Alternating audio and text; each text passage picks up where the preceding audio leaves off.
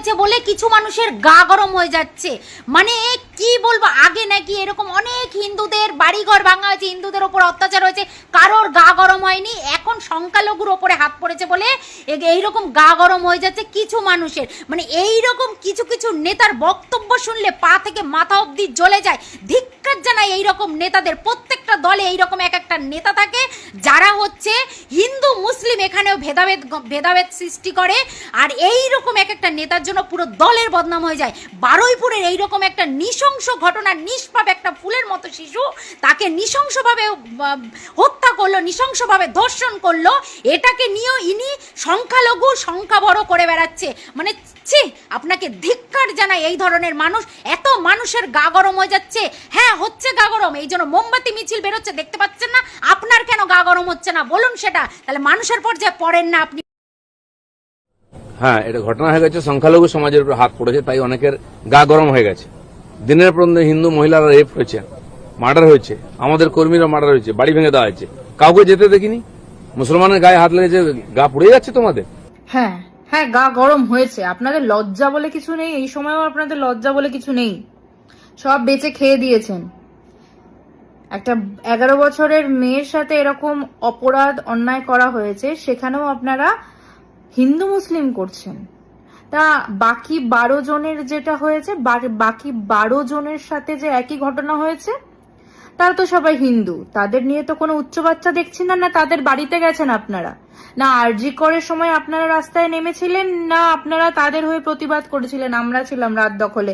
মমতা বন্দ্যোপাধ্যায় পরের দিন রাজপথে যেমন কালকে নেমেছিল, সেই দিনও নেমেছিল অভয়ের হয়ে বিচার চাইতে। আপনারা দেখেননি মনে হয়, আপনারা দেখে নিন তাহলে গিয়ে দয়া করে।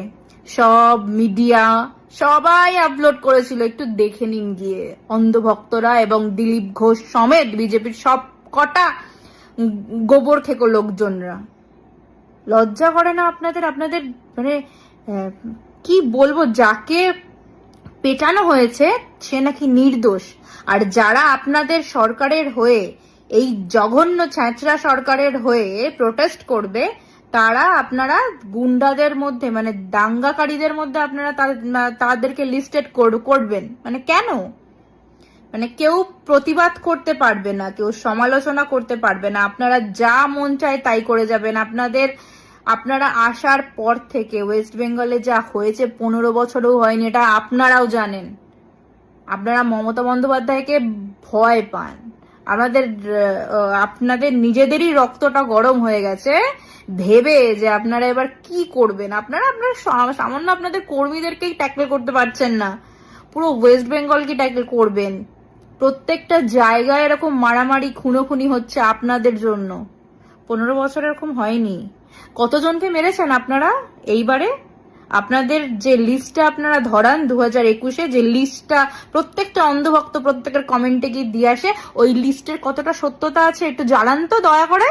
কোনো সত্যতা নেই। হোয়াটসঅ্যাপে একটা লিস্ট পাঠিয়ে দিলেই হলো, আমরা লিস্ট করেছি, সত্যতা সমেত লিস্ট করেছি, কে মেরেছে, কে কোথায় কি করেছে সব সমেত লিস্ট করেছি। এই লিস্টটার কবে বলেন তো এফেক্ট হবে? 2029-এর পর। আপনারা রেডি থাকুন। বাংলার মানুষ যদি আপনাদের ভোট দিয়ে নিয়ে আসতে পারে, তারাই আপনাদের ঝাঁটা মেরে বিদায় করবেন। 13টা কেস 2 মাসে, গত 15 বছরও হয়নি দাদা। বুঝতে পেরেছেন? দাদা কাকারা একটু লজ্জা করুন। আর দিলীপ ঘোষকে একটু পড়াশোনা করতে বলুন। একজন মিনিস্টারের মুখের ভাষা, মুখের কথা এটা। উনি আপনাদের মনের কথাগুলো বলে দেয়, ওনার মুখ দিয়ে আপনারা বলেন। সেই বাংলায় দাঁড়িয়ে আপনারা মেয়েদেরকে অপমান করছেন, আপনারা এই বাংলায় দাঁড়িয়ে নেতাজিকে অপমান করছেন, আপনারা এই বাংলায় দাঁড়িয়ে, যেই বাংলা ব্রিটিশদের তাড়িয়েছে সেই বাংলায় দাঁড়িয়ে আপনারা অন্যায় করছেন। টিকতে পারবেন না, ধোপেও টিকবেন না। কোন আইন আনবেন? ব্রিটিশদের কালা কানুনের সমান আপনারা আইন নিয়ে এসেছেন, গুন্ডা দমন আইন। একই ব্রিটিশদের চালা হলে যা হয়। বন্ধ করুন। গা গরম কি হয় সেটা মানুষ কিন্তু বুঝিয়ে দিতে বেশিক্ষণ টাইম লাগাবে না। কোনো আইনই কিন্তু তখন আর মানুষ মানবে না। পাবলিকের মার জনরোষ অ্যাকচুয়ালি কি হয়, তখন আপনারা খেতেও বেঁচে থাকতে পারবেন না। এখনো টাইম আছে, শুধরে যান এবং শাস্তি দিন।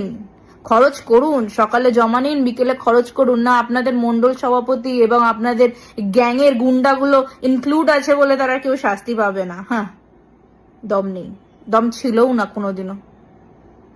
যত সব।